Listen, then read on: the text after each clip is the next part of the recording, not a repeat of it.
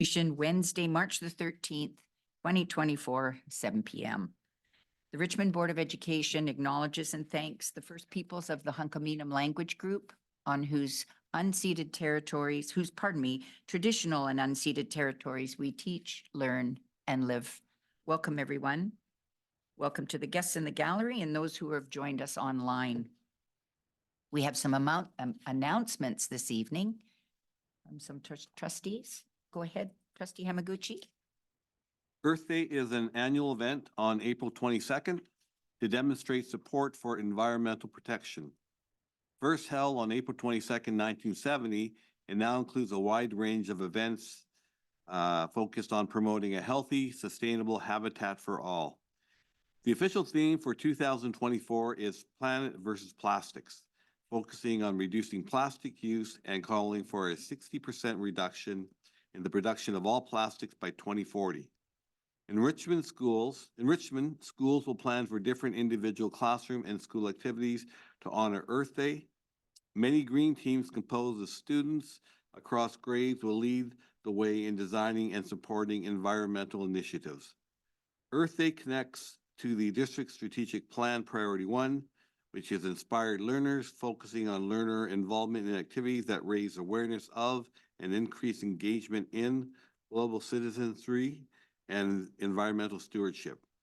In addition to Earth Day, our schools celebrate and support environmental stewardship in a variety of ways throughout the year, demonstrating commitment to our planet today and every day. Thank you. Thank you. Trustee Yang. Thank you very much, Chairperson. April is Sikh Heritage Month in Canada. It was first officially recognized by the Government of Canada in 2019.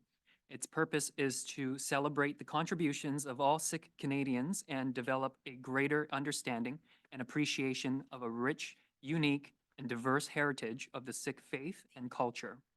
This month, students of all ages have been learning about the contributions of Sikh Canadians.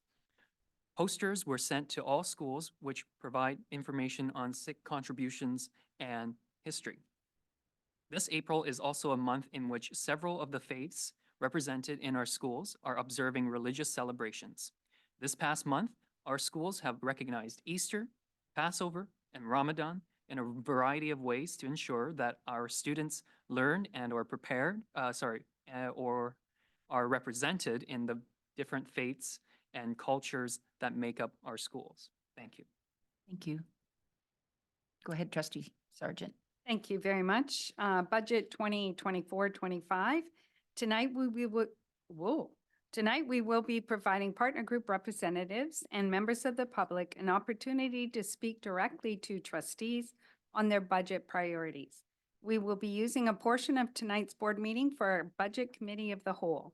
During the Committee of the Whole, we will receive presentations and briefs on the budget, or if you have comments or questions, you can email them to boardmeetings@sd38.bc.ca. And I would also encourage you to visit our budget process website to access information on our budget, as well as submit your budget feedback. Thank you. Thank you. Madam Secretary Treasurer, are there any materials not included in packages available to the public? All relative information has been included in the board meeting package and published on the district website. Thank you, Chairperson. Thank you. Okay, I'm looking for adoption of agenda. Are there any additions or deletions to tonight's agenda? Oh, okay. Moving. Okay, thank you. Moved by Trustee Yang, seconded by Trustee Hamaguchi. All those in favor? Motion carried. Thank you. Okay.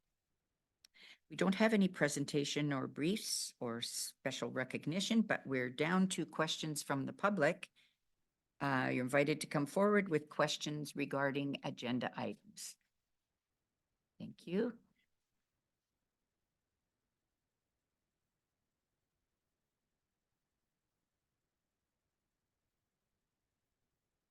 Good evening, Liz Baverstock, President, Richmond Teachers Association. So I'm going to ask a question because in the board package, there is an update on the strategic plan on strategic priority 5.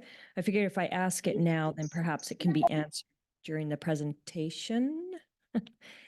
So in the presentation, it talks about the work that has been done, including the RichNet, which is the new intranet. I'm excited about the title, so thank you for that. But actually, my question is about the district website, and I put it to. There's been program reviews, and there was the alternate program review, and I remember reading in that program review that the external website just doesn't have enough information about programs, the various programs that are offered, such as combined studies, Arrington, Aspen, the Richmond Schools program, so that people can understand the richness of things that are offered to support learners in Richmond. So just wondering where that is in terms of the next phase of, ongoing improvements in terms of the strategic plan and priority number 5. So I'll just leave that for later. Thank you. Thank you. Okay, now we're at item 5, executive. I'd like to introduce Superintendent Yusi, please. Well, thank you very much, Madam Chair. Good evening, everyone. Firstly, I'd like to begin by saying that our schools will be closed for spring break from March 15th to April 1st, and our schools will reopen on the 2nd of April. I just wanted to take this opportunity to wish staff, students, and families happy spring break. Along the same lines, each board meeting, public board meeting, is an opportunity to highlight the incredible programming that happens across our district. That gives us that is a source of pride, and we see that daily in our visits to schools, in our engagement with staff and with students. And of course, it goes without saying that the reason why we have incredible programming in our schools is because of the dedication of our staff and the commitment of everyone who works in this great organization. So it's always wonderful to highlight the good work that is happening in our district. So today it's a pleasure to focus on a programming that happens specific to early learners in our system. We share videos to highlight, because the video tells a story, the cliche, picture is worth 1,000 words. So today's video's presentation is a unique opportunity to explore Strong Start BC. Strong Start is a formative early learning program designed for children aged 0 to 5. In the video that you will see, we showcase nurturing and enriching environments that focus on language development and play-based learning for our youngest learners. This video also highlights the important role of parents and caregivers who actively contribute to their child's learning experience. By weaving the perspective of parents into the fabric of our narrative, we are enriching our collection of videos with a comprehensive view of our community, including students, staff, and now parents. So I know you will join, I invite you to join us as we explore the Strong Start program, underlining the critical importance of early childhood education in our district. You will discover how these early experiences serve as a foundation for lifelong learning, well-being, and success, and affirm our commitment to equity and inclusion from the very start of a child's educational journey. At this time, I will invite Assistant Superintendent Macmillan to provide additional remarks and to introduce this incredible video. Thank you very much. Good evening, everyone. Thank you, Superintendent Yusi. In this video, as mentioned, you'll see highlights from one of the 5 Strong Start programs that are currently in the Richmond School District.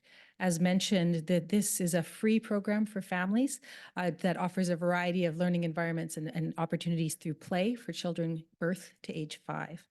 I will mention for the public, for families interested in learning more about this and other early learning programs in the Richmond School District, I direct you to our district website, and you'll find all of that information within the Programs tab under Early Learning.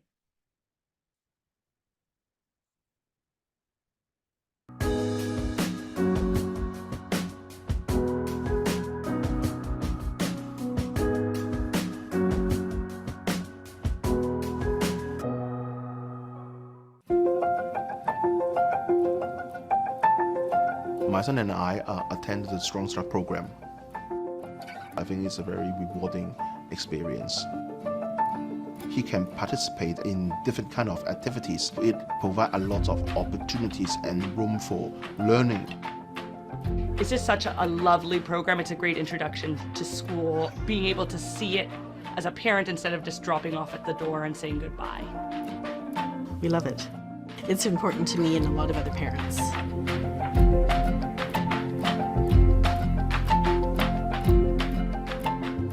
Early learning programming is essential for healthy child development. And in the Richmond School District, we offer multiple spaces and places for families to come together and learn what that can look like. We have lots of invitations for those families to engage with and see what it looks like. They can replicate it at home.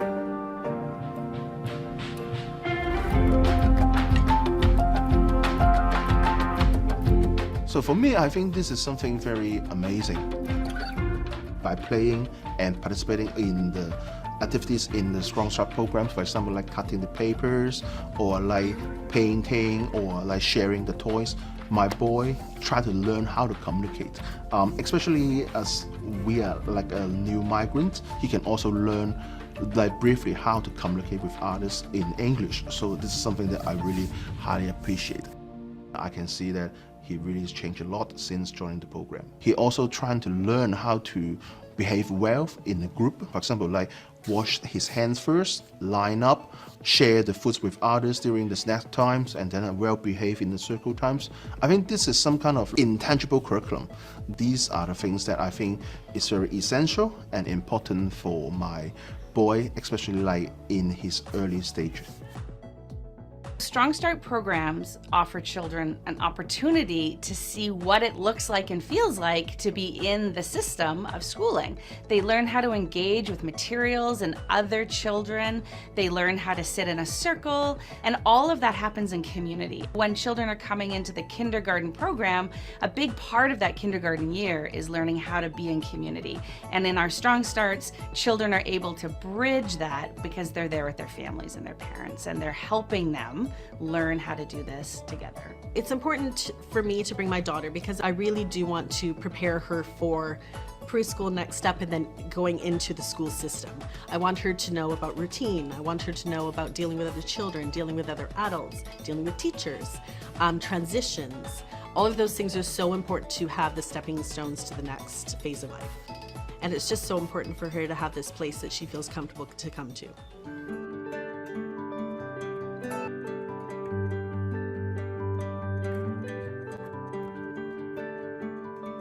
They learn how to share and take turns, and they wouldn't otherwise get this if they weren't in programs like this, where I can see how educators are helping my children navigate it and how I can support them navigating it on playdates. The educators know what they're doing and are so loving and so caring towards all families and everyone in the program, and they really want to just get to know the children and even get to know you. So it really fosters a great community. I, as an educator in the ECE program, hope families and the children come away with feeling that they're welcome, that they feel cared for, that someone is listening to them, and that they have a place where they feel safe. And I want that to be their first experience in school. As we say, we need a village to raise a child, and it seems to me that Strong Start is becoming that village for children and for families.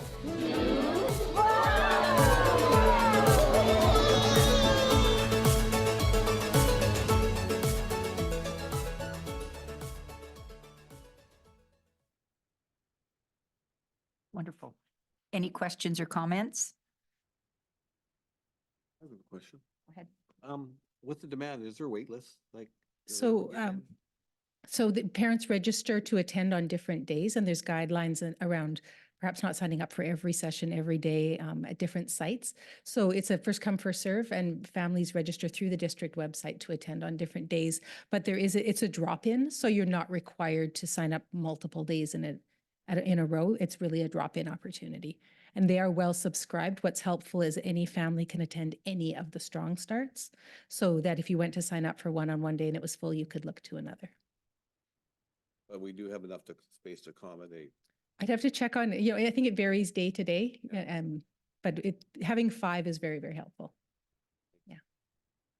I have one. That was Miss Angela at the end. Yes, it was. And I was lucky enough to go to Strong Start for 3 years.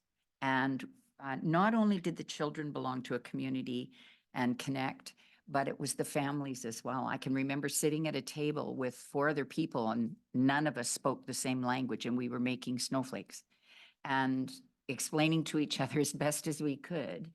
And it was amazing because the kids were there, but it was the community itself that you could see adults leaving, aunts, uncles, grandparents, parents. It's a beautiful program. So thank you. Miss Angela was fabulous. Sorry, Trustee Tablotny, I didn't mean to step in before you. Go ahead.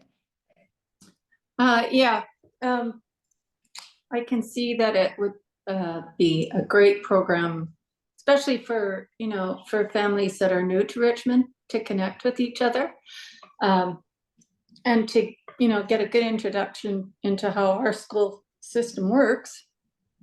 And it's good for grandparents too. I just think it's good for the whole family. Was just curious at this point how many Strong Start locations we have. And then I'm also curious about how long the sessions are. I'm not sure that I know that, so. That's a great question. I'll have to check actually myself on the district site to get back. It's about 2 to 2.5 hours, the sessions. Okay. The starts are at Walter Lee Elementary, Grower Elementary, McNeely Elementary, Woodward Elementary, and Thompson Elementary. Great, thank you. Thank you very much. That was wonderful. Can't beat that cute crack. No, darling. Okay, we're at item 6, approval of prior meetings. Record of an in-camera meeting of the board held Wednesday, February 21st, 2024. And we also have regular meeting of the board held Wednesday, February 21st, 2024 for approval. May I have a mover and a seconder, please?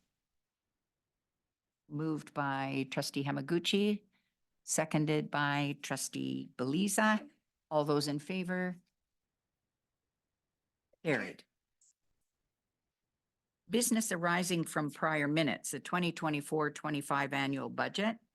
The next item on the agenda is the Committee of the Whole for public discussion regarding the 2024-25 budget. We have a staff recommendation that the Board of Education Richmond move into a Committee of the Whole to allow for all members of the public in attendance to have the opportunity to participate in the discussion on the 2024-25 annual budget and that the superintendent facilitate the discussion. Can I have a mover and seconder for the recommendation to move into a Committee of the Whole? Trustee Beliza, seconded by Trustee Yang.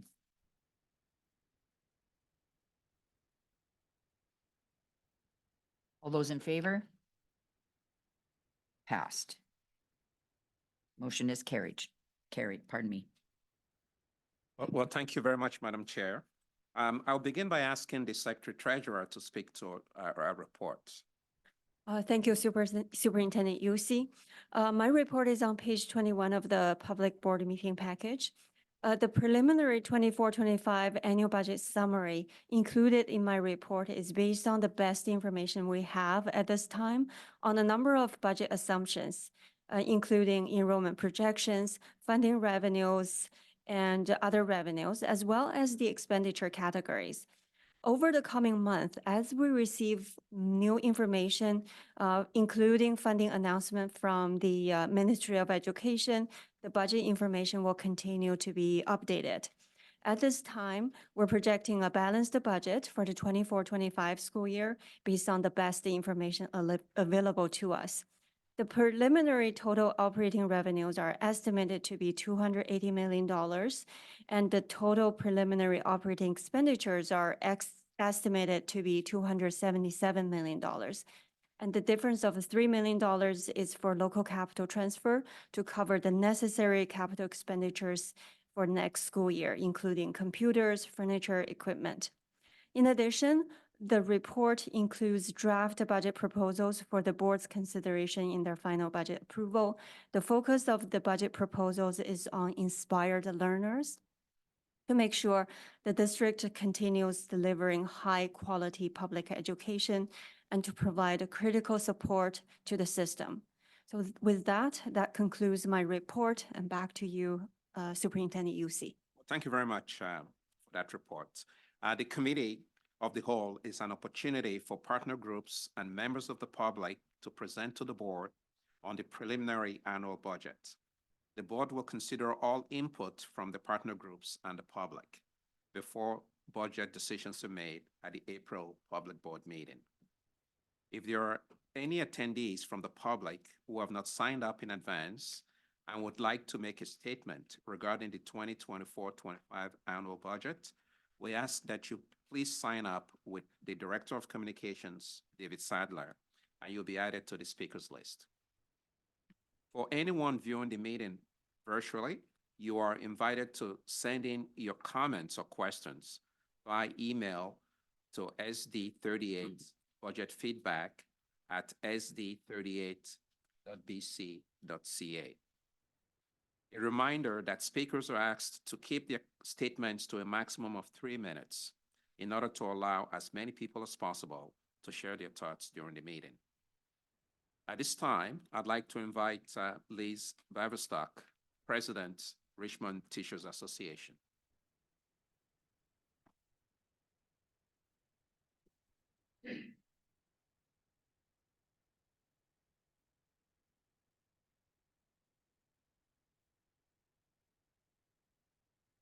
Great. Thank you, Liz Baverstock, President, Richmond Teachers Association.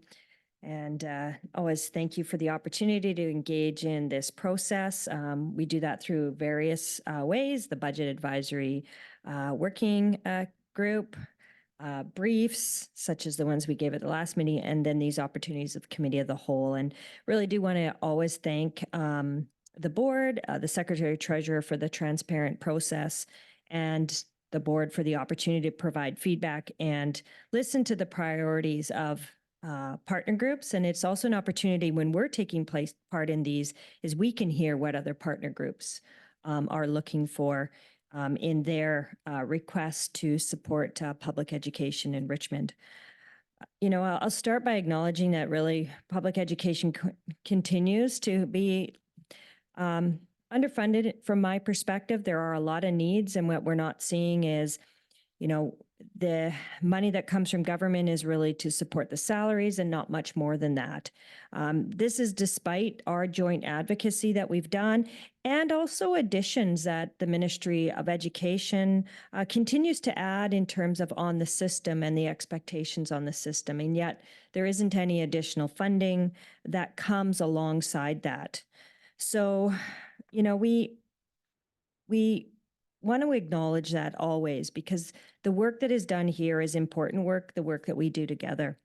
We do appreciate the additions that are being considered for inspired learners and continuing to deliver high quality education. Some of those additions, we know they're one time, and for the RTA, we'd like to see them to be ongoing. And we do appreciate that our focus has been on recruitment retention, and we do appreciate that 25 unassigned or TTOC positions that have been are part of your consideration.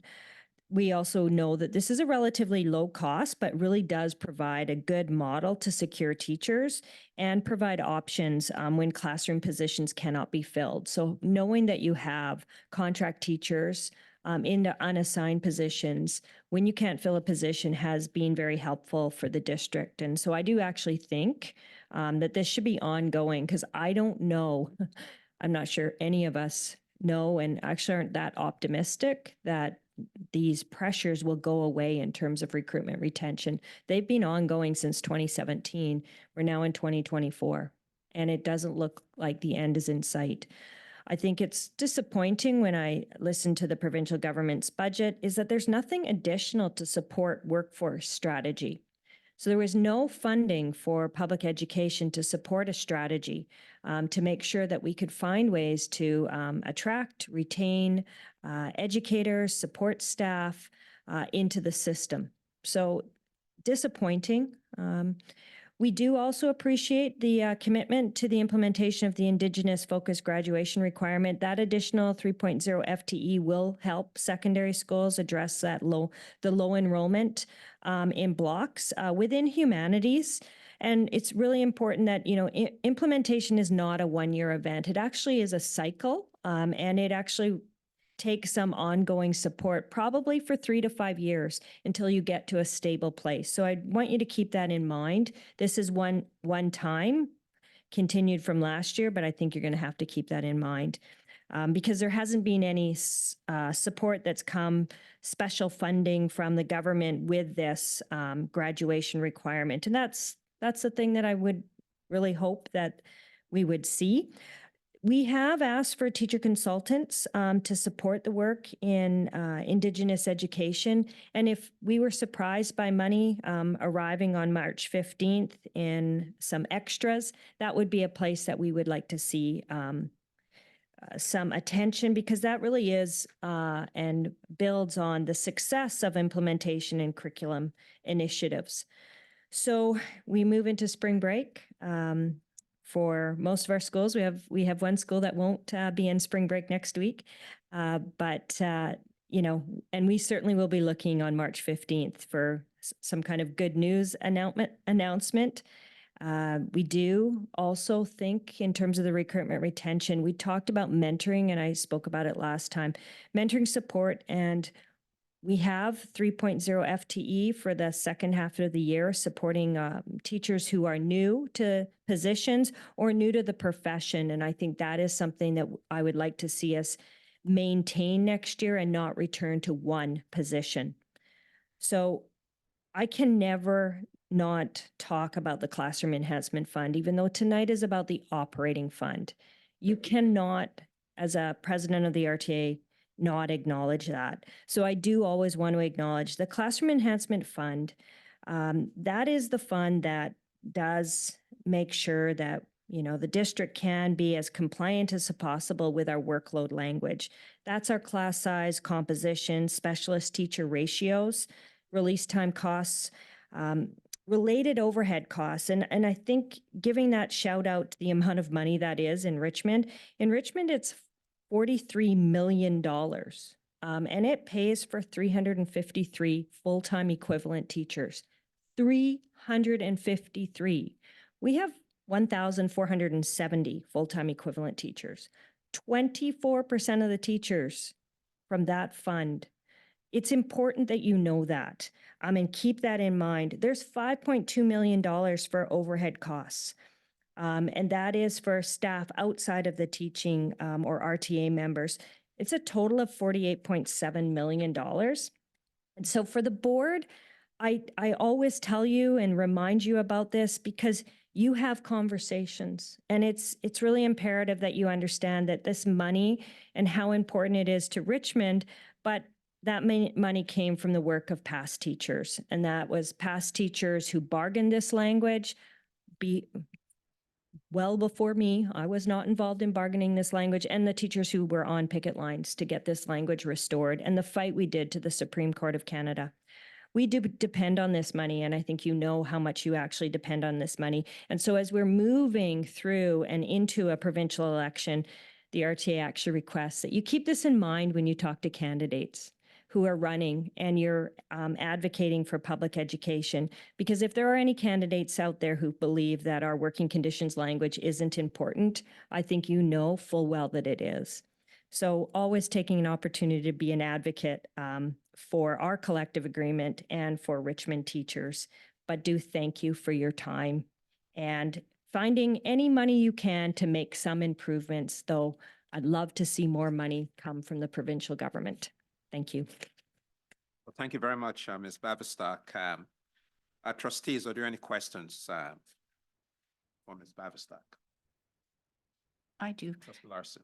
Ms. Baverstock, can you just, when you talk about the teacher ratio, Can you just clarify what that looks like? So when I was talking about the specialist teacher Mhm. ratio, so we have in our language, like how many teacher librarians we have to have based on the number of students, how many learning assistance teachers, what's the ratio for counseling support in schools. For counselors, you actually put some additional operating fund, but that ratio is part of our collective agreement. And you get money to help support and sustain that. Thank you. Yeah. Thank you. Next, I would like to invite Stacy Robinson, President QP Local 716.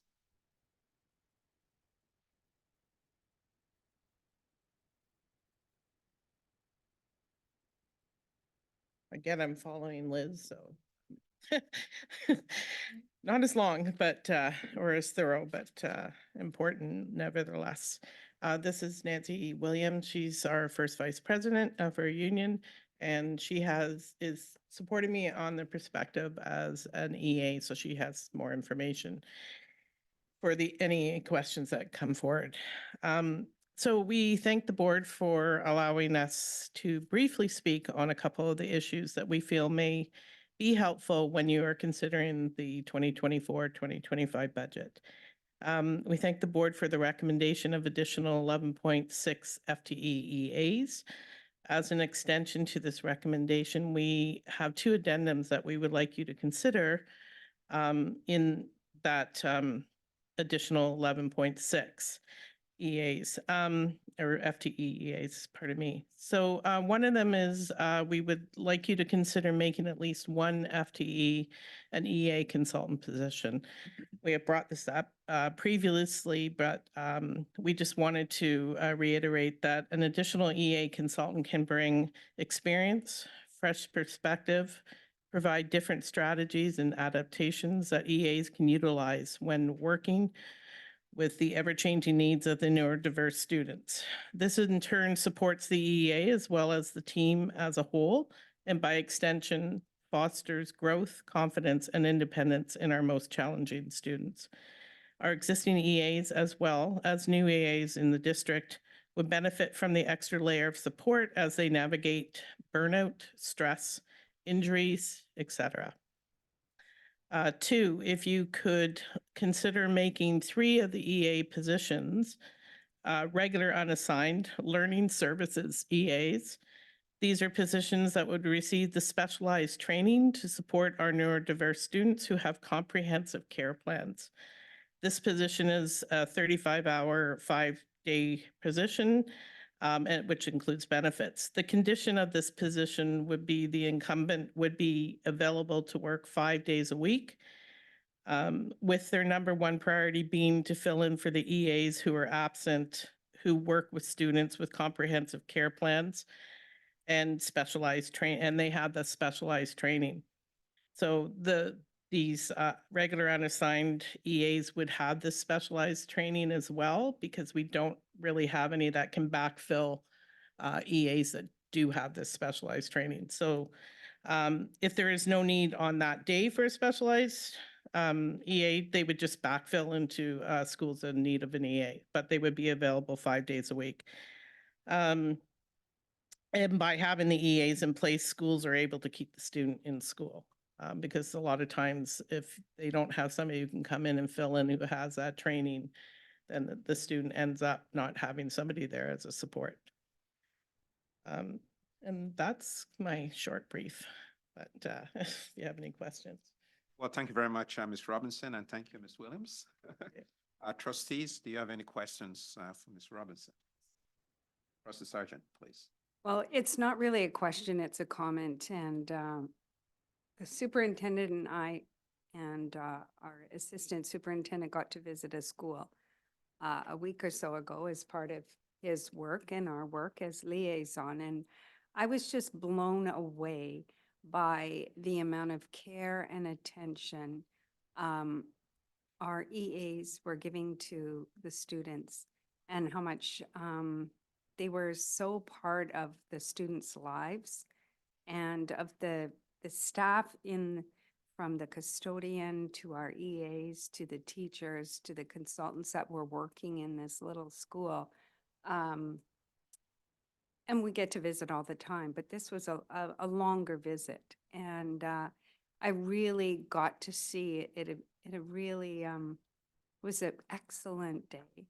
And it really reaffirmed 100 times, over how important all of our staff are to little kids and big kids. And I just wanted to take a minute to say, your advocacy is important because it's all focused on what's best for the little kids and big kids. So to our teachers and to our EAs and custodians and all our staff that work so hard, we'll continue to advocate for what you're saying to us, but I just wanted to applaud the incredible work everyone does in our school. Thank you. Thank you very much. Thank you. Next, I'd like to invite Gordon Fitt, President, Richmond Association of School Administrators. Welcome. Thank you, Superintendent Usi. As representative of the Richmond Association of School Administrators, I appreciate the opportunity to provide our perspective on this year's proposed budget. Throughout the budget consultation process, RASA has emphasized two primary concerns that deeply affect our schools: the impact of increasing enrollment, particularly in the city center area, and the persistent issue of daily and systemic staffing shortages.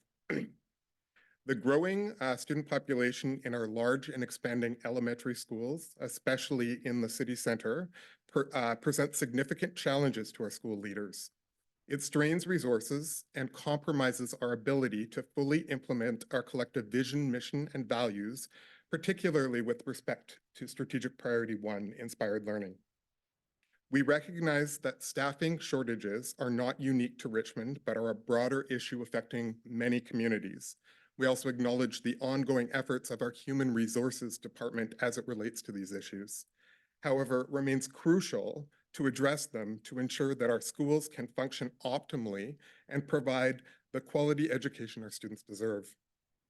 We welcome this proposed budget for its focus on these key issues and its commitment to placing learners at the forefront of the budget process. Allocating additional teachers teaching on call and educational assistants will have an immediate and direct impact on student school experiences. Additionally, increasing daytime custodial time and providing a modest increase in administrative time will enable school leaders to concentrate on delivering the best possible educational experiences for our students. We appreciate the board's thoughtful approach taken in drafting this budget and acknowledge the time and effort invested in addressing the pressing needs of our schools. Thank you. Well, thank you very much, Mr. Fitt. Trustees, any questions for Mr. Fitt? Trustee Belisa, please. Thank you, Mr. Superintendent. Through the chair, talking to administrators, principals regarding challenges that they face in your school. Many of them mentioned about the shortages have a tremendous impact on their function and in their school due to absence of teachers and EAs and staff. And it takes away so much of your administration time. And as a matter of fact, you are the one dealing with this problem personally or through the help of other support. Now, what can you comment on that one with regard to budgetary implications?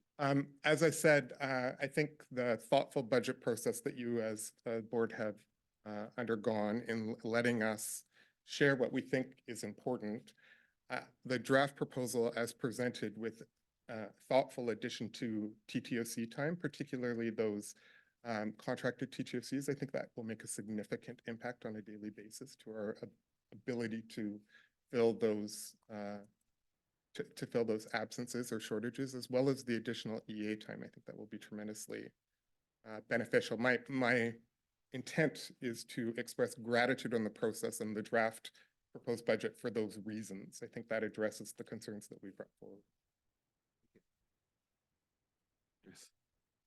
Trustee Magushi, please. You know, listening to all the three stakeholders, it's frustrating up here listening to the things you're talking about because ultimately the buck stops with someone, and the buck often stops with you folks.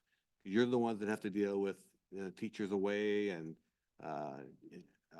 dealing with EAs who are challenged with the students, and same with the management as well. And I mean, we hear what you're saying, and we're so appreciative, but even at that, I mean, that's fine too, but still doesn't sort of help your situation. And, you know, I won't say I speak for all the board, but talking to my colleagues that I know, we are very appreciative of all the work that, you know, all the three groups are doing. And we are trying to advocate and you know, get funding and so forth and programs and new schools. It's just not happening fast enough. But having said that, we do really appreciate like all that you're doing because, as I said, the buck stops somewhere, and often it stops with you guys. You're the ones that are the direct connection to our students, and that's what it's all about. And so we keep plugging along, but like I say, thank you. Thank you, Trustee. Thank you. Mr. Sergeant? Thank you. Just real quick, not an answer needed tonight, but we changed our budget process timeline. And in a few months, I'd be interested to see if that made a difference for us. I know some of our stakeholders were advocating for a tighter timeline. And so I hope that benefits us in recruiting. But it'd be nice to see maybe in, you know, at the end of it all, some feedback on that. Thanks. Thank you very much, Mr. Fitt. Now, Trustee Yang, I believe you have a general question. Yeah, just a few comments and questions. I want to start off by saying a big thank you to our stakeholders, all of you who are here tonight, for sharing your priorities. All of you see things at a very a good perspective in terms of our system up and down, and your insight is very valuable in this process. And all of you, I'm sure, has the learner in mind as we go through this process. So I want to thank you for your care, and I want to thank you for your time tonight. And I think the tone and tenor of this year's process really has been about recruitment and retention, and I think some of that has been addressed in what has been presented tonight. And you know, everywhere I go throughout our public education system here in Richmond, that has been the tone and tenor. How do we address recruitment and retention issues? And that is at all levels, all the way from your teacher on the ground to folks here tonight. So again, just want to thank them. I have two questions. One relates to mental health. And so I guess I'll begin with that one. I'm just wondering what kind of new mental health supports are we providing through this year's budget? Because from what I can see, we don't have anything earmarked in the budget proposals for specific to mental health, whether that's staff or student. So just wanted to. Yeah, sure. Thank you, Trustee Yang, for that question. What I can do is I can speak at a higher level in terms of mental health support in our system. But I think Assistant Superintendent McMillan can provide detailed information after the meeting in terms of the different programs in place. So in our system, we do have many different areas supporting student mental health and also staff mental health and wellness as well. So the mental health, you know, we have counseling supports in our schools in terms of teaching staff and then also the QP staff as well. So those are in place for many years, and then the excuse me, the counseling support have increased significantly over the past number of years, especially post-pandemic. So that's for the domestic side, and also on the international student international education side, there are also homestay managers providing support to our students and homestay families. So in the HR department, from the report of the Assistant Superintendent Stanger, provided numerous reports through different committees that we have robust mental health support and staff wellness support programs in our school district. But we can definitely provide more specific information in terms of programming and dollars to trustees following the meeting. And it's just a quick comment, and then I'll get to my other question I have. I think, again, just reading the tone and tenor of folks in our district, I think this issue has come up time and time again on, how do we improve mental health for not only our staff and for our students. And so I think I raised this tonight is because, I think this is an area where we may want to go above and beyond and, recognizing that everybody is going through a lot throughout our system, whether it's your EA who's handling a very tricky situation with a student, a teacher who's just burnt out with a workload, or students that are experiencing academic pressures, right? And so I think this is what I have in mind, one of the many things that I have in mind throughout this process.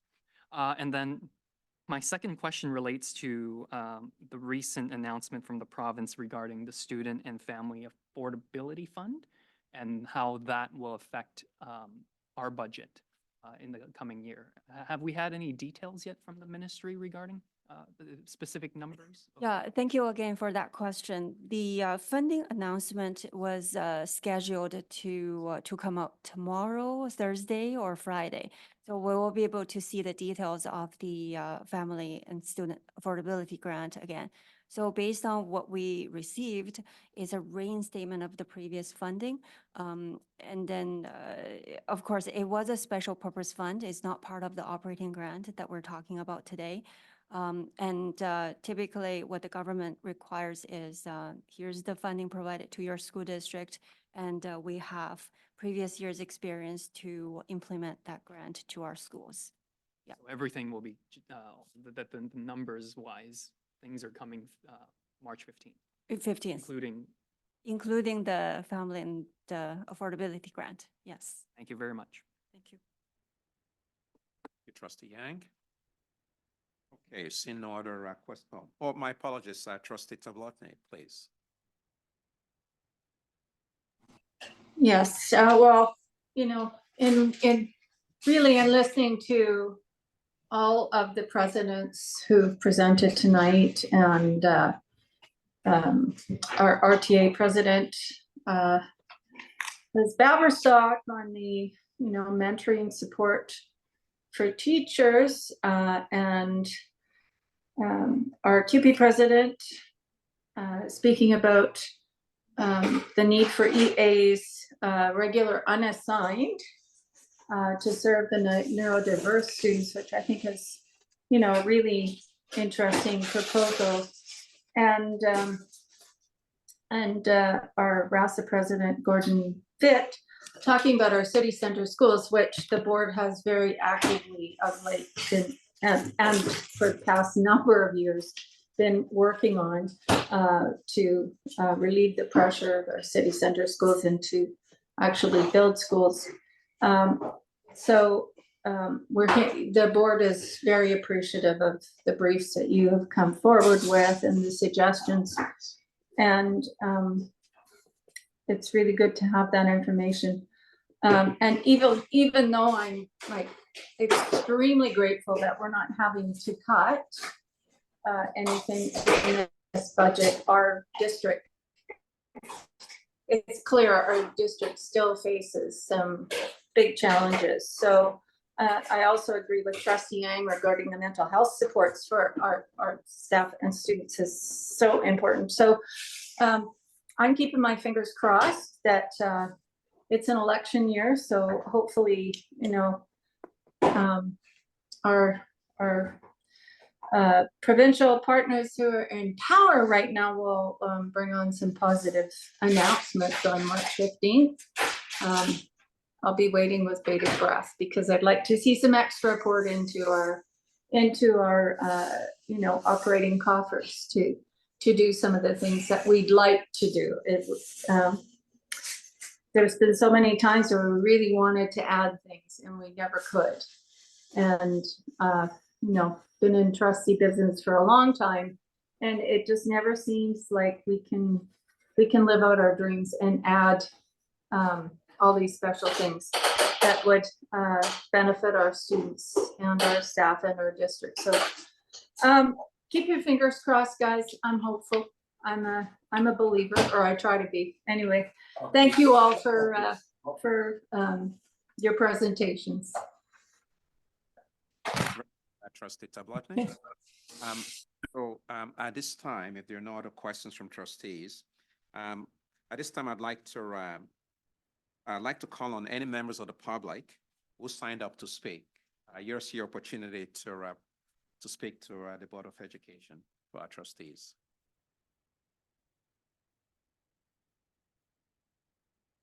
I see there are we don't have anyone signed up to speak from the public, so we'll move on to the general question. Are there any other members of the public, the second offer, whether present here or joining us virtually this evening, who would like to present to the board?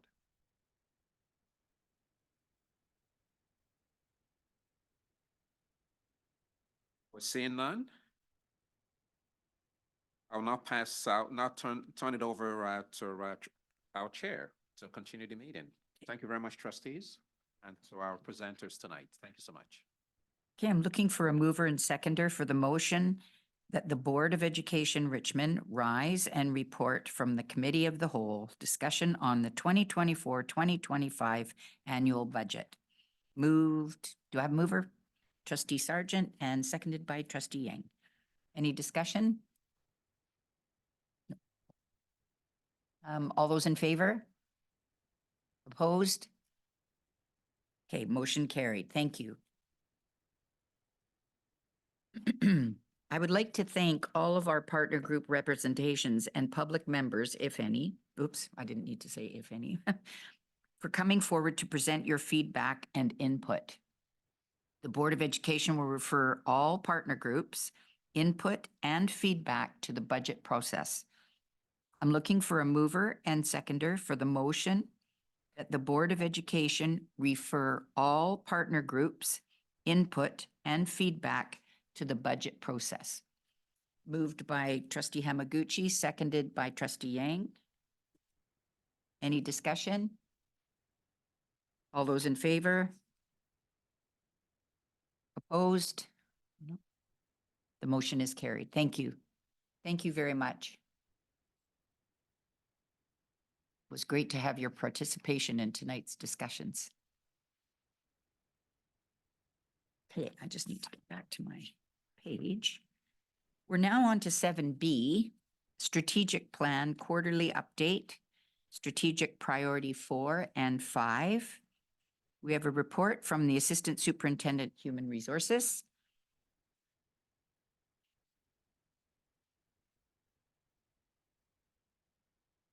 And along with the Director of Communications and Marketing and Assistant Superintendent Naser.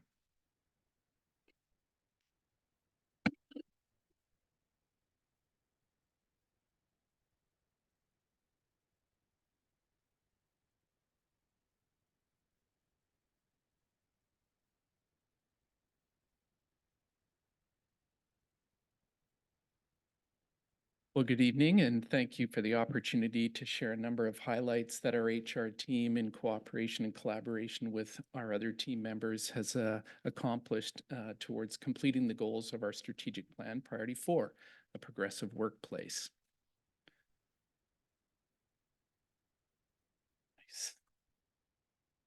Nice. Strategic Plan Priority 4 commits the district to the following: attracting and retaining the best people by promoting and supporting the health and wellness and professional development of our workforce, as well as raising awareness of the Richmond School District as an employer of choice and as the best place to learn and lead. This priority consists of 6 goals, which I'd like to share with you. Goal 1 asserts that inclusion, equity, and diversity are foundational to employment at every level of the district. Objective 2 aims to develop and provide opportunities for employees to learn about workplace equity, diversity, and inclusion. This year, the HR staff have worked collaboratively with learning services staff, senior team to implement the provincial K-12 anti-racism strategy by identifying and developing anti-racism training resources and learning opportunities that meet the contextual learning needs of all employee groups. 2 examples of this are our September 2023 non-instructional day around truth and reconciliation with Dr. Destin Louis, and you can see that in the photo that's on the slide. As well, we hosted our October 2023 CUPE conference with Destin Lord and the other people.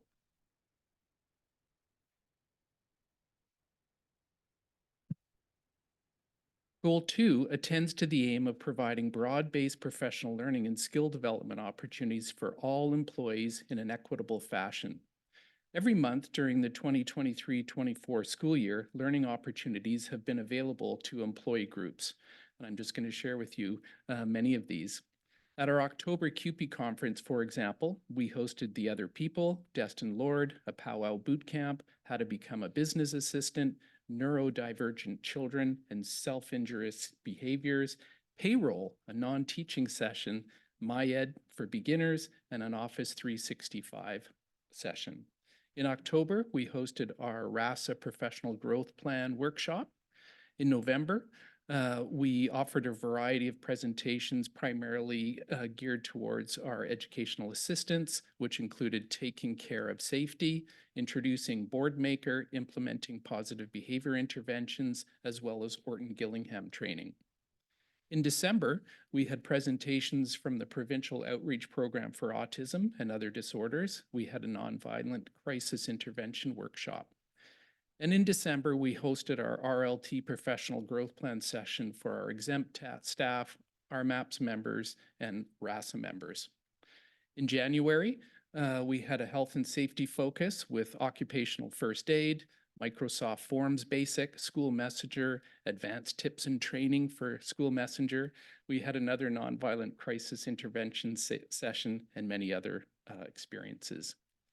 And just in February, we had sessions on empowering SOGI inclusive educators, managing multiple priorities, and promoting mental health awareness for managers and how to create a positive and supportive workplace. Finally, throughout the year, we have conducting respectful workplace training sessions with certain employee groups where the need has been identified through administrators, managers, and/or as a result of workplace investigations. The HR staff continue to collaborate with partner groups to identify learning, skill development, and training needs for specific employee groups and share funded opportunities that guide future offerings, such as promoting EA mentoring opportunities. Also within Goal 2 is the specific objective of developing a leadership development plan to foster leadership at all levels across the district. An initial summary of learning themes was compiled from a survey that was gathered in late spring of 2023, and this year, HR staff have consulted particularly with RASA to collaborate and articulate a tiered mentorship leadership development opportunities for vice principals, principals, and aspiring teacher leaders that will support learning for early, mid, and late career school-based leaders, as well as for those interested in developing their formal leadership skills. Implementation plans for 24-25 include more focused work on PGPs that would provide in-depth and structured support for principals and vice principals, a multi-series coaching session designed around essential leadership competencies such as relational, ethical, organizational, and instructional leadership, And these sessions will consist of a balanced focus on big ideas and then practical learning and application of leadership skills and competencies within their current leadership contexts. We'll also be providing mentorship opportunities, support for vice principals and principals through learning relational work, and an opportunity for vice principals and principals to access one-on-one mentoring and coaching from an identified consultant. We're also offering an Aspiring Leaders series, which is designed for EdFacs, teacher leaders, those kind of folks who would like to develop their school-based leadership skills. These two will be organized around essential leadership competencies with an inquiry application focus in their school leadership roles. Then in the 24-25 school year, HR staff is consulting with excuse me, our MAPS, exempt staff leaders to collaboratively articulate a tiered mentorship leadership development opportunity for their members.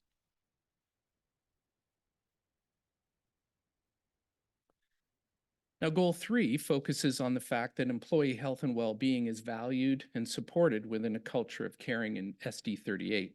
There are actions in 2 objectives within this goal that I'd like to share with you.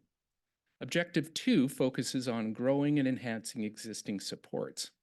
HR staff frequently review and summarize employee participation data for various health and well-being related offerings. Recently, I shared our EFAP results with Finance and Legal Committee, and this information informs the district whether an offering is providing value to our employees. By way of a simple example, trustees will know that we have the CALM app. And data reveals that following in this school year, we've had over 1,500 users with 93 new signups in the last 8 months. And of those users, we have over 1,000 who are actively engaged on a daily basis with this app. Total engagement, in fact, is about 74% for this group.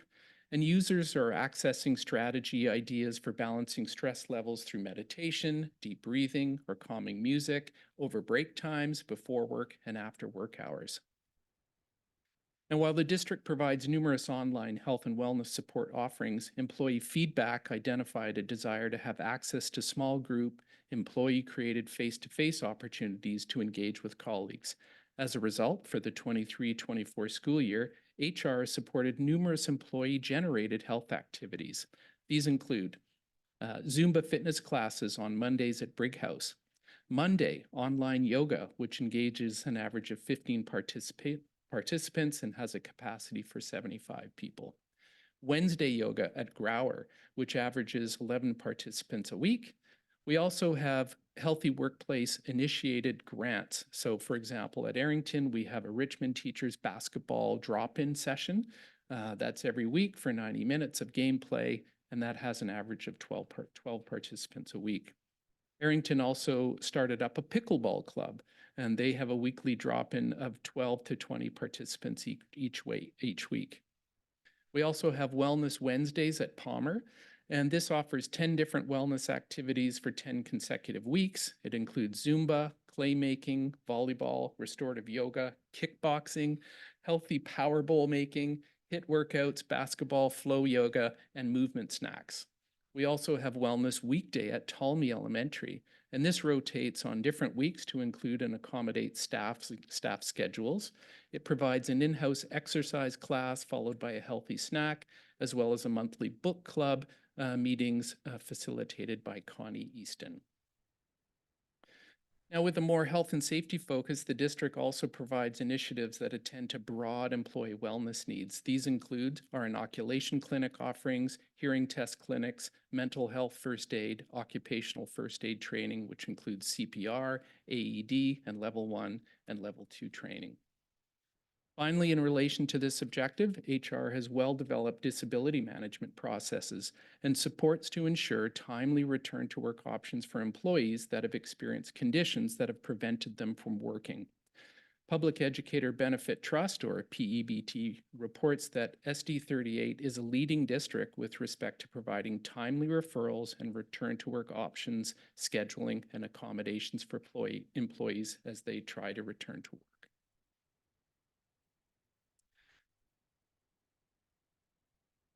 My head here, pardon me, goal 3.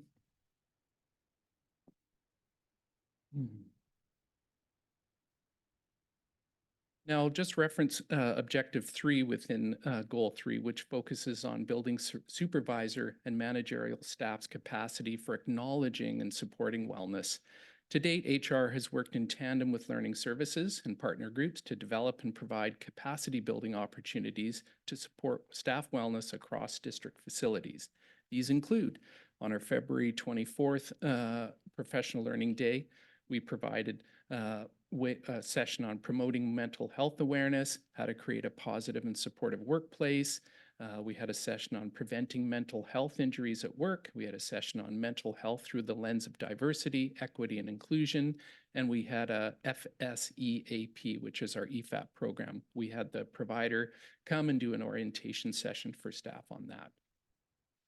We also provide ongoing support to system leaders with having attendance and wellness conversations with employees within a culture of caring. HR recognizes the collective responsibility for supporting leaders in this essential work, and so engages in ongoing collaboration with district partners to surface needs and opportunities to support employees in their health and well-being. Now, Goal 4 identifies the essential need to create and retain high-quality staff with growth potential in all positions across the district. There are actions and plans underway related to 2 objectives here that I'd like to share now. Objective 2 stresses the importance of HR and management staff having opportunities to build and enhance their hiring capabilities. And to that end, we specifically provide training opportunities for all HR staff, with particular focus on those who have recruitment responsibilities. These opportunities include attending conferences hosted by Harrison Co., BCPC, Make a Future, or completing HR certification coursework at post-secondary institutions such as BCIT. HR staff track their participation, reflect on their learning and action items for each session, which are discussed during regular one-on-one meetings with supervisors. Learning then is incorporated into our processes to enhance the services we provide to the system. Objective 4 within Goal 4 focus specifically on promoting our district as an employer of choice. To achieve this objective, HR staff have designed a multi-pronged recruitment and retention strategy. In collaboration with partner group feedback, HR staff are now implementing a variety of initiatives. For example, with attracting and sourcing, we've been striving to improve our recruitment branding, presence, and outreach to attract and source high-quality applicants using online and social media recruitment strategies such as Glassdoor, Indeed, Make a Future, and as recently as the last board meeting, we got connected with LinkedIn, and that may be another source of online recruitment power for us. Improving the candidate experience. We've been reviewing and improving our netting recruitment process. That is, when we have candidates, how are we determining their suitability? In this area, we're continually revising interview guides, providing support and resources for management staff with their hiring processes. We're also planning for the future, and to this end, we're increasing our capacity for practicum placements for RTA and CUPE staff. For example, currently, we have 104 student teachers on practicum in Richmond. For this cohort, we're also providing supplementary professional learning opportunities to foster both affiliation and support their readiness. We're also strengthening our relationship with post-secondary institutions. For example, we're working with UBC to develop a Montessori teacher practicum cohort. We also have developed a partnership with City University to host a Richmond Masters of Counseling cohort in the 24-25 school year. Finally, in this section, we're trying to optimize the current talent pool by the way that we allocate, use, and resource subs and TOCs by refining our employee onboarding process in collaboration with CUPE. We're refreshing our EA job description. We're developing ongoing capacity supports through learning services, and we're revising our REAP program. Goal 5 is very operational, and that centers on the value that all staffing allocations are determined equitably, responsibly, and responsively. Objective 1 thus focuses on identifying and implementing innovative staffing allocation processes that support timely responses to emergent needs. This year, In coordination with central registration, our secretary treasurer, our finance department, and planning department, we've revised our RTA staffing allocation processes. This includes redesigning the school staffing summary sheets to create more efficient alignment, revising staffing timelines and data collection timelines to best align with budget and staffing timelines, and enhance communication and data sharing with RTA to ensure transparency and effective consultation regarding our staffing allocations. As a result of this work, we also want to follow similar revisions to CUPE staffing allocation processes in the 24-25 school year, in consultation with CUPE and in collaboration with Learning Services Central Reg, our Secretary Treasurer, and Finance departments. Finally, Goal 6 focuses on ensuring the district has effective risk management policies and practices in place to ensure safety and stability of the organization as a whole. Objective 2 identifies developing risk mitigation plans and embedding them in policy to manage and address risk. To this end, the district developed Policy 641 and 641R to ensure that the Board of Education has an enterprise risk management process, or ERM, which commits staff to identifying, assessing, mitigating, and monitoring and reporting on enterprise risks across the district. With respect to ongoing risk reviews and reporting, work is underway for the district staff to periodically review and update the risk management procedures and report to the board through the audit committee, which happened last month. And trustees will know that in the 2024 review and updates, it was completed in February and reported at the audit committee. The risk review process focuses on the following aspects: reviewing the metrics that measure the likelihood and impact of identified risks, reviews the effectiveness of existing risk management strategies, and prepares timelines of developing and implementing further risk mitigation plans. In conclusion, human resources staff are actively engaged in fulfilling the board's commitments as outlined in the 2025 Strategic Plan Priority 4 goals and objectives. And this report is presented to highlight key actions and initiatives that are underway during the current school year, as well as identify plans for the upcoming school year. Thank you. And now we'll pass on to my colleague, Mr. David Sadler. Good evening, everyone.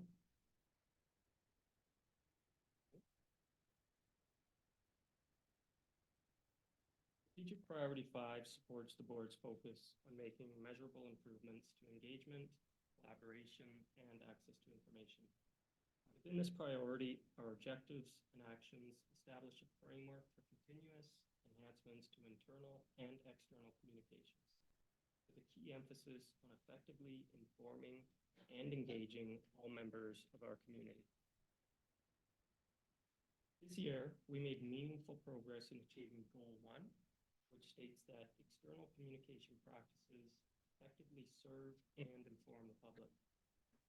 In our efforts to build awareness and understanding of the district's work, we've achieved a notable increase in engagement.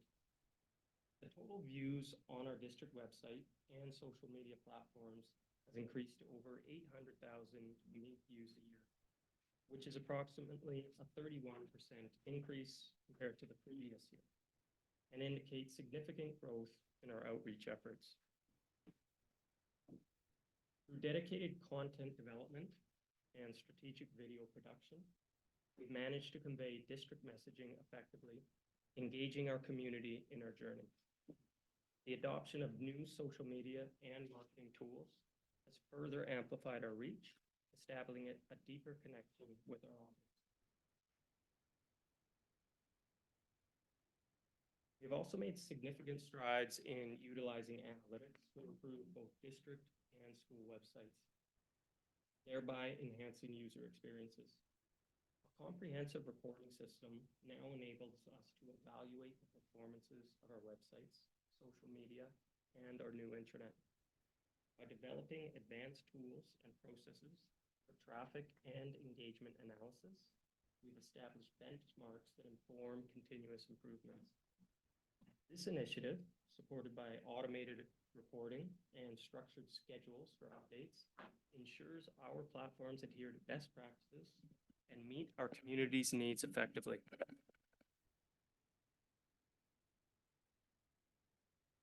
Furthermore, we have advanced our commitment to providing equitable access to information. The implementation of recommendations from accessibility scans has improved our district website's usability. Aligning with the World Wide Web Consortium's Web Content Accessibility Guidelines. This effort reflects our dedication to inclusivity and the importance of hearing all community members' voices. I would also like to acknowledge the valuable feedback that we received earlier regarding alternate program information on the district website. Staff are currently working on developing this content for the district website and aim to meet the recommendations that were identified in the report. Turning to Goal 2, which states that internal communication practices effectively improve collaboration and productivity, we've made substantial progress in numerous areas. March 4th, 2024 marked a significant milestone for the district with the successful launch of our new intranet, RichNet. This new intranet, equipped with innovative features, is transforming how we communicate, collaborate, and access information within the district. Since the launch of RichNet 10 days ago, we have had over 50,000 site visits, and over 600 document downloads. As we move forward, the platform's data and analytic capabilities will be instrumental in refining our communication strategies to ensure RichNet evolves to meet our staff needs. At this point of the presentation, I would like to pass it to Assistant Superintendent Nason. Thank you. It's my pleasure to provide you a short update this evening on Strategic Priority 5 Goal 3, which is related to student voice. I plan to provide a few examples that highlight the work that's happening within our schools and at the district level that shows how we are three main areas: how we are expanding student voice, opportunities to hear from our students, how we're diversifying the range of students that we're hearing from, and finally, how we're using the input that we receive from our students to support decision-making. This is supplemental information to more detailed information that is in your package this evening. So first, I'd like to talk about Table 38, which, as I'm sure you're aware, is a district structure. Table 38 is comprised of leadership students who represent student councils in our secondary schools. And this district structure allows us to provide students with leadership support to move towards action at their school level. This year, District Administrator Sarah Lote is supporting our students, and Sarah's working with our students to develop their leadership skills. Particular area of focus for them this year is to look further into connection and belonging. So this arose from students wanting to increase the level of participation at school-based events, which has led to this exploration on what actions at the school level can support increased student connection and belonging. So as a result of the work, the students are hoping to see an increase in the number of peers who attend student planned events and so on. And of course, our school-based leadership teams support the work of our student councils within schools. Second, I'd like to talk about the student voice in our schools. There's so many examples that I could have shared with you today across our schools, but I'll share three in the interest of time. So first at McRoberts, they are hosting a monthly event called Speak Outs. This is an organic process that's arisen from the school leadership team working with students to engage in dialogue about areas that are of interest to students. So some examples of Speak Outs that they've had and agenda items are created by school leadership to garner student input as well as students themselves. So some student-generated topics for conversation this year has been things like hygiene products in bathrooms, calming spaces within schools, as well as the changes to reporting around use of proficiency scales.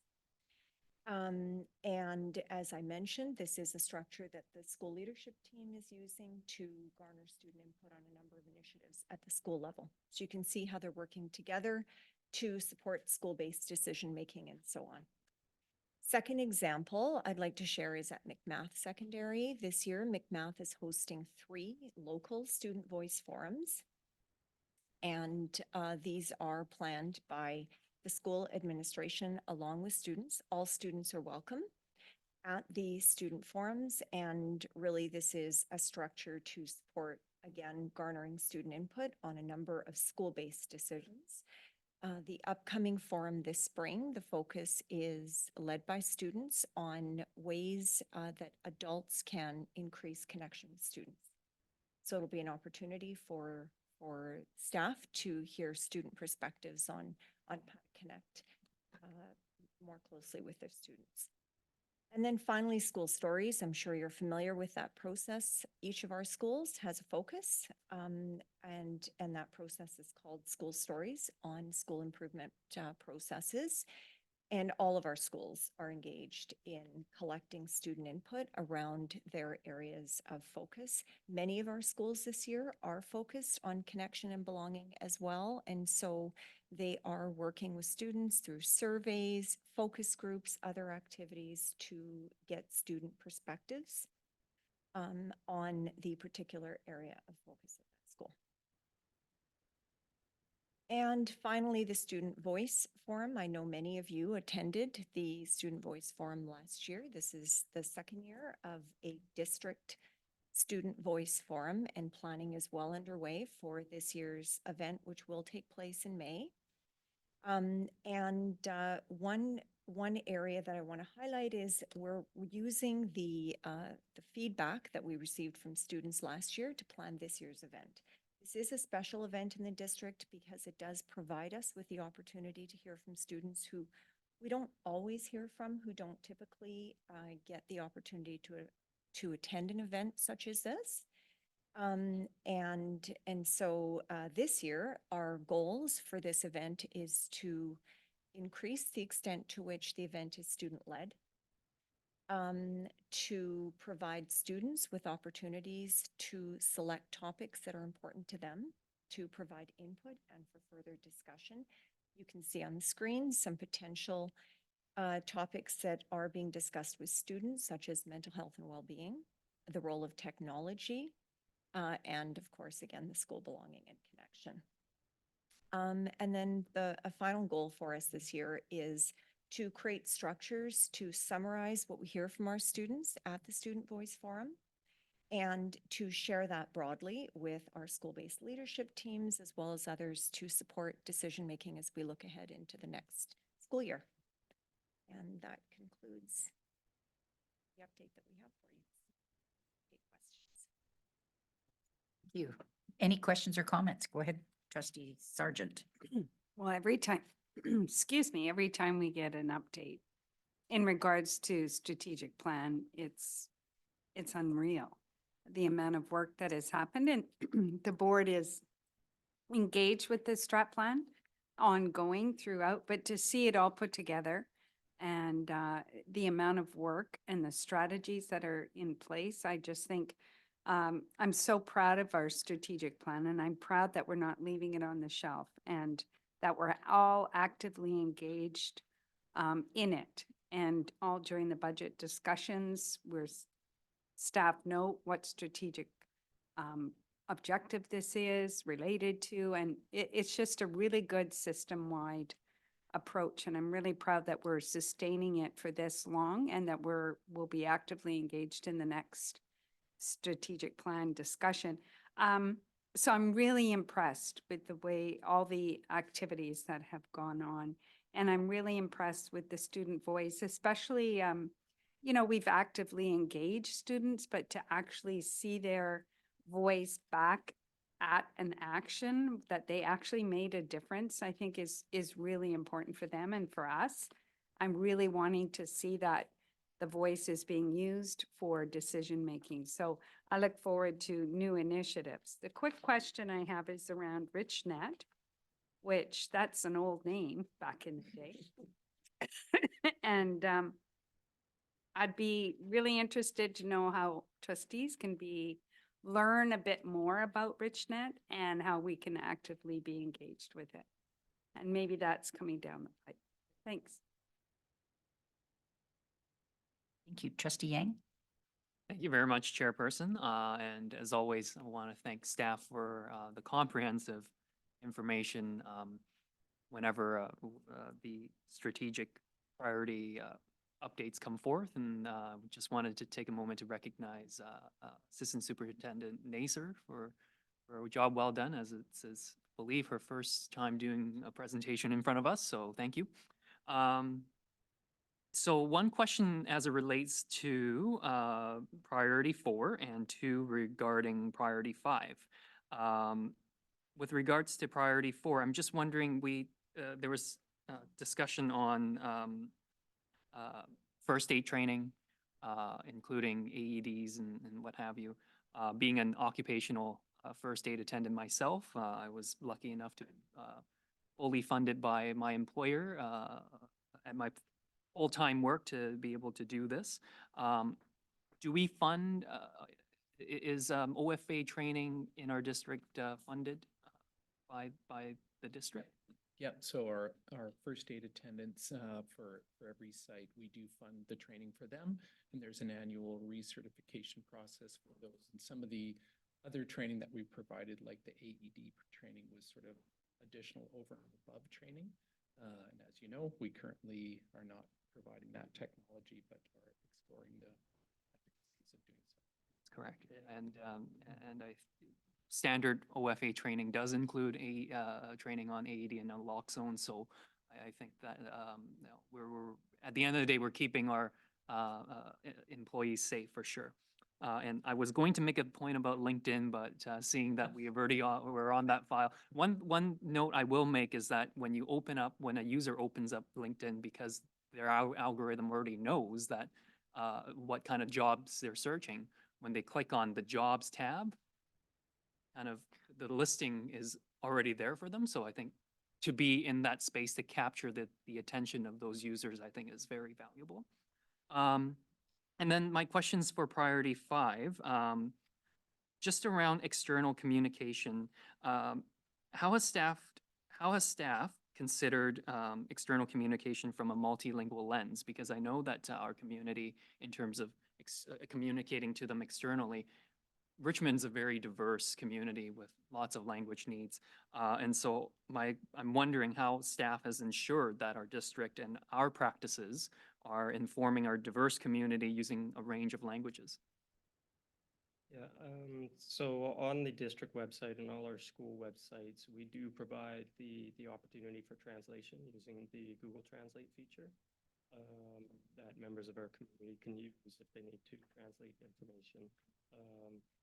Additionally, if there is high-level information that is being distributed out to the district, there are discussions internally about translating that into other languages. And so those discussions happen internally, and in certain situations, those communications are translated. And I think it's so important in a diverse community to have that strategy and that lens in mind. I mean, just from my personal experience, growing up in elementary school classrooms, you would get notices all in English, and then on the top part it says, "This is a very important notice. Please find someone to translate for you." Right? So, you know, certainly communication doesn't come without barriers, but I'm glad that staff are looking to address that through the strategic plan. And then the final question I have is around student representation, because we, you know, through various initiatives like Table 38, I'm going to resist myself from saying I'm an alumni of that, but there we go. And the various student voice opportunities. I'm wondering what staff or staff has considered in any way about a more formalized structure to student voice. I know other districts have student advisory committees that are within the district to, you know, advise the board and district staff on certain matters. And I think just hearing certain conversations from our district, one of the things is the folks do look for that consistent forum where they can receive student feedback on a wide range of items. And so just wondering if that ever crossed the minds of our staff. Thank you for the question. Certainly, the short answer is yes. We're certainly looking at alignment in terms of not only garnering student-based, school-based voice to structure decision-making and creating those structures that I mentioned at the school. So whether they are forums or monthly student voice groups, the focus right now really is in broadening the diversity of students who can represent, because I think many of us have experienced student council, which are wonderful opportunities. And at this time, we're looking for broadening that perspective and hearing a number of students and their perspectives. At the district level, I mentioned that we are looking to provide a structured, summarized capture of what we hear from our students at that more formal student voice forum to share out, and also looking at the timing of some of this, and perhaps looking ahead to next year on capturing some of the student feedback that we receive aligned with perhaps this time of the year as the board is making decisions around priorities and budget and other priorities for the upcoming year. Thank you very much. And thanks for keeping us informed. Yeah, I have trustee Beliza followed by trustee Tablotny. Thank you, Madam Chair. My question is regarding employees' health and well-being. I know for a fact that there's a lot of leave of absence, and it could be caused by so many reasons. And one of them would be the wellness issues that we face in our school. And it impacts shortages, not only on the wellness of the staff, but also on the budgetary implications. I wish that there will be no shortages based on wellness, so that we can hire more, I would say, staff. But however, we have to understand the reason why. And I'd like to know, with your experience, what is the trend? I'd like to focus more on the wellness issues. What is the trend? Is it going up or going down? And we know we have a wellness program. Is there any information that our wellness program is responsive to the needs of those who are, impacted by this wellness issues? Probably that's my first question, and then later on with the student voice. Thank you.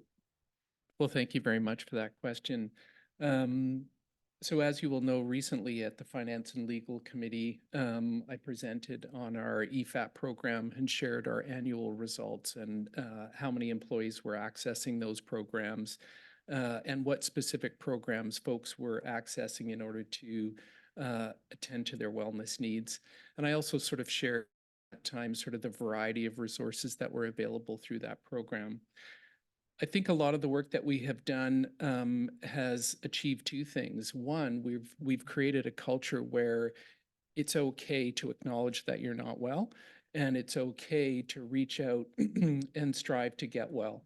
And so I think we are in a different era where before people, may have just showed up to work, not well, or maybe have taken other avenues to resort to finding their own way to get well. That sometimes leads to behaviors that are not healthy and productive in the long run. And so the work that we've been doing with managers, the work that and our principals and vice principals and leaders, and the work that we've been doing to get the message out that if you are not feeling well, you need to reach out, you need to get help, and here are the avenues to get that help. And so I think what you see in that situation is that when you create a climate of healthiness and wellness, you do see people then accessing those resources. And so there's a tendency to see a rise or to see a surge up in terms of how those resources are being accessed. But I would argue that in many ways, it's actually a sign of a healthier organization when we have people who are reaching out, getting the support and help that they need. Nonetheless, we absolutely need to continue to try to find the resources to be able to find the replacement staffing, to be able to fill in the gaps when people are not able to be at work. And of course, that's a long-going project for us to do. But I would suggest that we're actually moving in a really positive direction in terms of a healthy and well organization. Are there some kind of study, Madam Chair, where those staff who had been impacted by these wellness issues get well because of our wellness program? What I'm trying to, I guess, allude is how do we address and how do we help resolve the wellness issues so that we can reduce shortages and reduce the cost of the wellness because of wellness issues. Are there some kind of information that can help the board address the real concern, the real issues, so that we can make some kind of policies that would be responsive to those issues? Maybe that's. Probably it takes time to study that. I hope so someday. Yeah, and I You could help us determine the trend, because people might or some staff might have this kind of wellness issues, but later on, if next year, if they're not the same people, another new batch would be a different story. But if they are continuing the same kind of people, then we can say that the wellness program might be addressed differently. Yeah. That's what I'm trying to figure out. Yeah, no, I appreciate the question. And I would say just briefly that, the information that we have certainly from our EFAP provider is that, folks, let's take counseling, for example, that folks are accessing counseling resources for an issue that they're facing. And those issues do in fact get resolved. And we see that employees are reporting satisfaction back to us and saying, yes, I'm satisfied with the service that I got. And then as other issues arise, they access for perhaps a different reason, and again, resolve those issues and then report back that the service that they received was satisfactory and helpful to helping them get well. And so I think that's positive. I think, the larger question is, can we solve wellness? I think is a great human dilemma.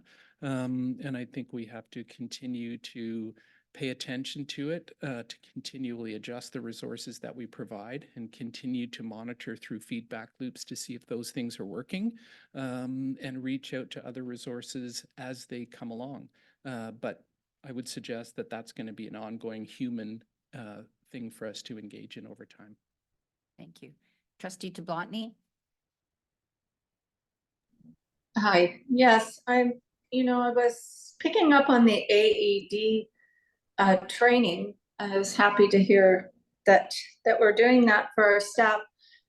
Kind of made me wonder what level our first aid attendants actually have in their training. And then, hoping to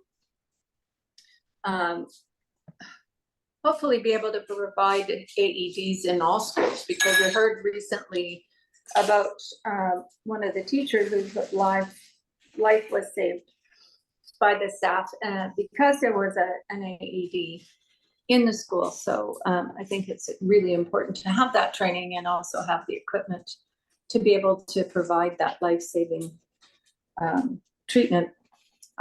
So just just curious about what levels our first aid attendants at the schools have, and then, are we funding all of this? Thank you for the question. Yeah, and so our occupational training that we provide is what's called CPR AED Level 1, and we also provide Level 2 training. And so this year we provided, well, certainly we've completed 76 staff who have participated in those. And so when we think about all of our sites, we have 76 people who have completed that training just this year alone. It doesn't mean that people haven't in the past. And then we had 18 participants in a Level 2 training session. And so this is really first aid that can be used at work, and it's designated for, first level emergency preparedness kind of first aid or treatment.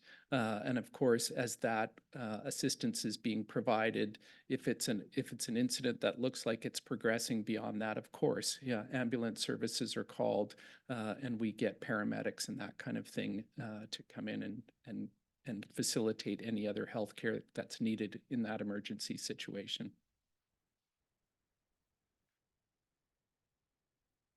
Thank you.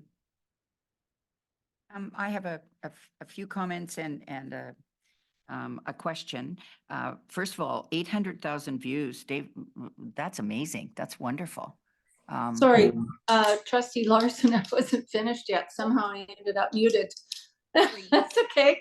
I just had a couple other, one comment and a bit of a question. The City University, the teachers, there's only 2 teachers that are participating in the counselor, upgrading the counselor to the counselor practicum.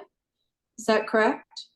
No, so at this, so we've got a couple things going on with counseling. And so one of the pieces that we've been working on with the RTA that's been, really productive is looking at sponsoring practicum time within schools. And so when a student is in a counseling program, they have to log counseling hours in order to, it's like a practicum at a school site while they're shadowed by a qualified counselor.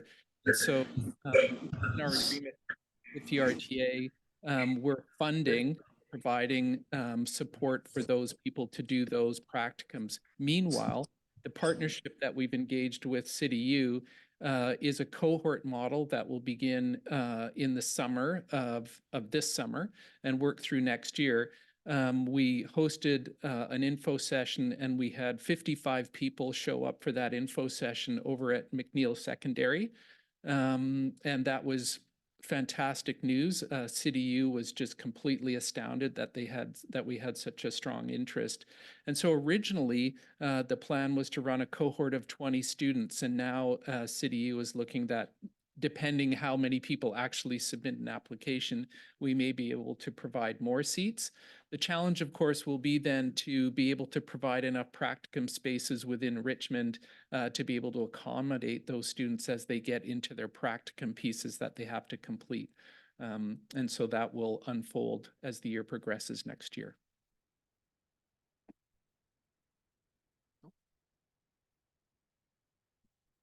I think you're muted again.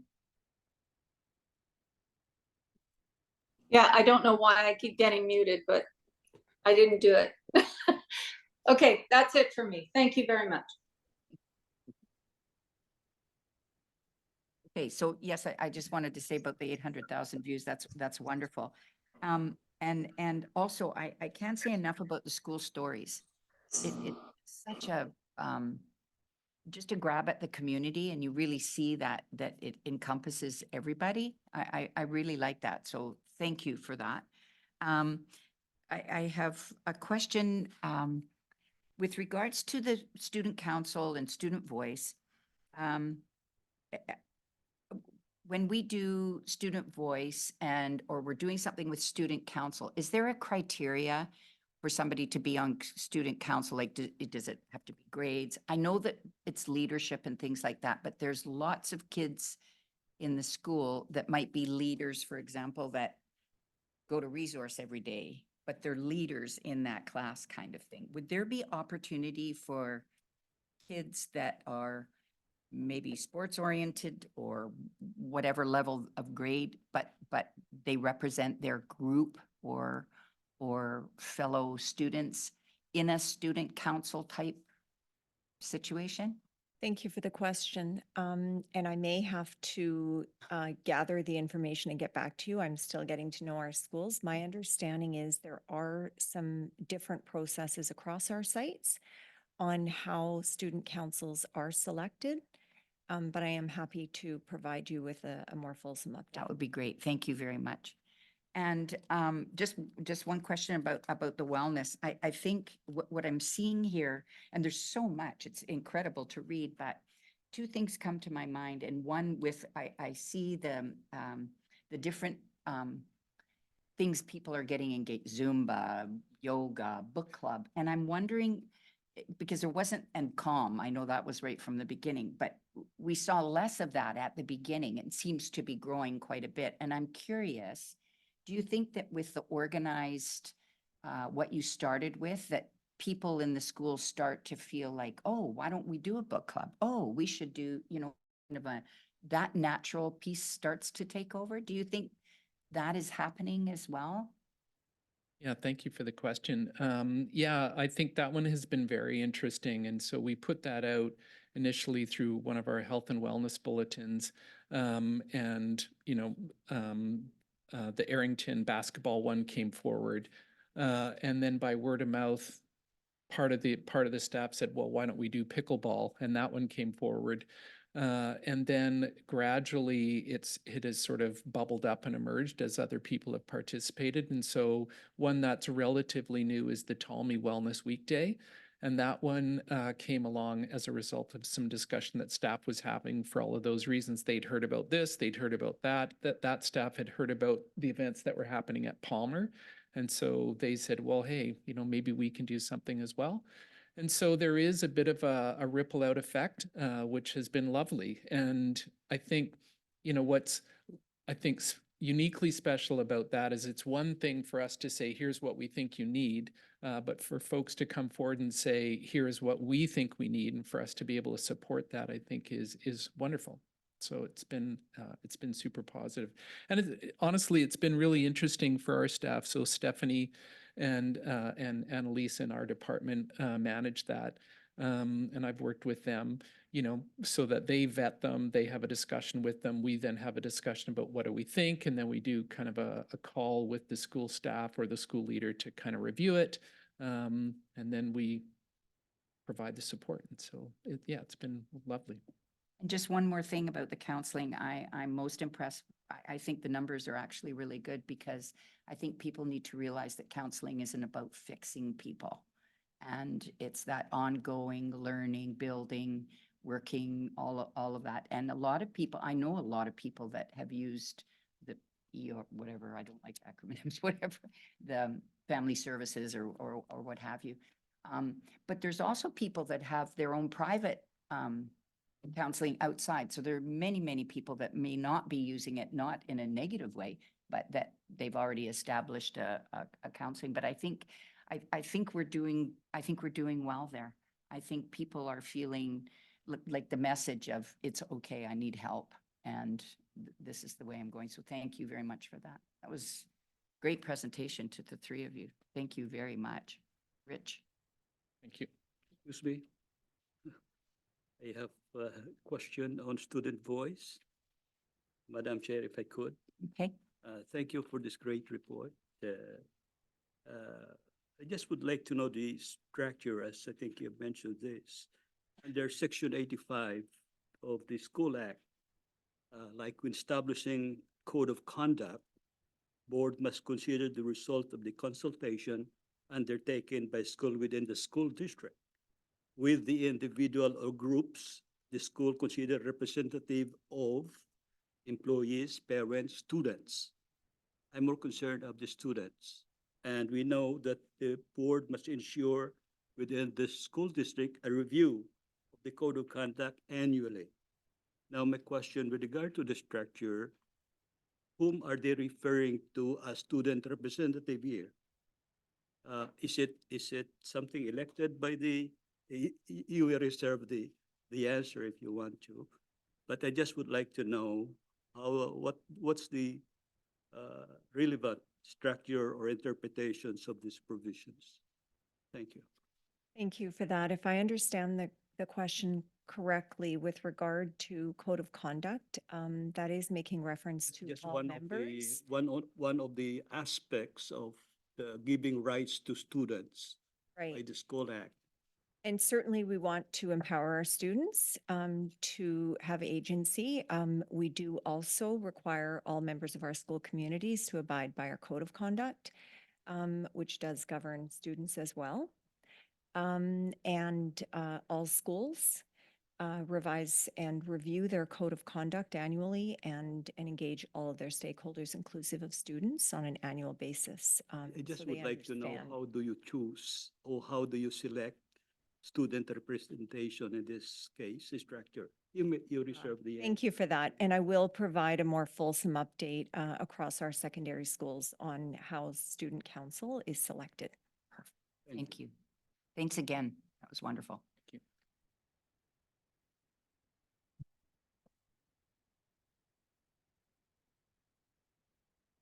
We're on to item 8, new business. We don't have any. And opportunity for questions from the public. Don't see any. And now we're on to our standing committees reports. Audit Committee, Thank you very much, Chairperson. Meeting was held on Tuesday, March 5th, 2024, and the next meeting is scheduled for Tuesday, May 14th, 2024. Thanks. and Education Committee, our next meeting will be Wednesday, April 17th, 2024 at 6 p.m. Facilities and Building, This is the meeting held on February the 7th, are attached for information. Meeting was held on Wednesday, March 6th, and the next meeting is scheduled for Wednesday, April the 3rd at 3:30 p.m. Thank you. okay. Finance and Legal, Thank you very much. Our next meeting is Wednesday, April 17th at 10 a.m. and we have Policy. Trustee Tubatny. Yes, so policy has a recommendation. A notice of motion was given at the last board meeting. And so the recommendation is that the Board of Education approve the attached revised policy 701.2-R capital projects design review process in accordance with Board Policy 204, creation and revision of policy and regulations. So I will be looking for a seconder. Do you have a seconder? Trustee Yang? Okay, and I will just give you some background. The board, from time to time brings forward minor revisions to existing policies or regulations for the board's consideration. And it will require approval at the public meeting. We have some proposed minor revisions to the policy 701.2-R, and it's really new wording and understandings through the DEI lens and our policy checklist. And it's specifically the provincial government's posted online document titled Terminology in Indigenous Contexts, which articulates the term stakeholder is a common cooperative term for partners, which has negative connotations to many Indigenous peoples. And so there are some items like that we have some wordings within the policy that we are correcting. And because they're more or less housekeeping type corrections, it's recommended that we don't place this policy with the revisions into the partner group review process, because most of all of the revisions are minor in nature. So therefore, we have the recommendation before you. Do I have a seconder? We had a seconder already. Oh, so. Yeah, it's okay. No problem. Thank you. Discussion. Okay, all those in favor? Opposed? Motion carried. Thank you. Thank you. And council board, oh, sorry. Yeah. I was looking for our next meeting, but I'm not on that page, so. Your next meeting is April 15th at 11 a.m. Thank you. Council Board Liaison Committee, next meeting is scheduled for April the 3rd.